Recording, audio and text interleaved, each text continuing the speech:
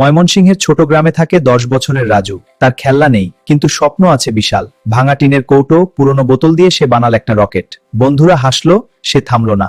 রাতে রাজু দেখলো তার বানানো রকেটের ভেতর থেকে ছোট্ট একটা রোবট বেরিয়ে এলো। নাম দিল টিনটিন। টিনটিনের মাথায় অ্যান্টেনা, চোখে আলো, হাসলে গাল লাল হয়। চল রাজু ভাই। রাজু, ভাত খেয়ে যা বাবা। মা জানে না ছেলে চাঁদে যাবে, তবু ভাতের থালায় একটু বেশি মাছ দিল। রাজু চুপচাপ খেল, মনে মনে বলল, মা আমি ফিরে আসব। রকেট ছুটলো আকাশে। রাজু জানালা দিয়ে দেখলো গ্রাম ছোট হয়ে গেল, নদী সরু সুতোর মতো। মেঘের ভেতর দিয়ে যেতেই ঠান্ডা লাগলো। টিনটিন একটা ছোট চাদর দিল। দুজনে মিলে হাসলো। চাঁদে পৌঁছে রাজু দেখলো ওখানে একটা ছোট চায়ের দোকান। বুড়ো চাঁদ মামা বসে চা খাচ্ছেন। তিনি হেসে বললেন, অনেকদিন পর কেউ এলো, বস, চা খা। চাঁদের চা নাকি পৃথিবীর চেয়ে মিষ্টি। চাঁদ মামা রাজুকে দিলেন এক মুঠো চাঁদের মাটি।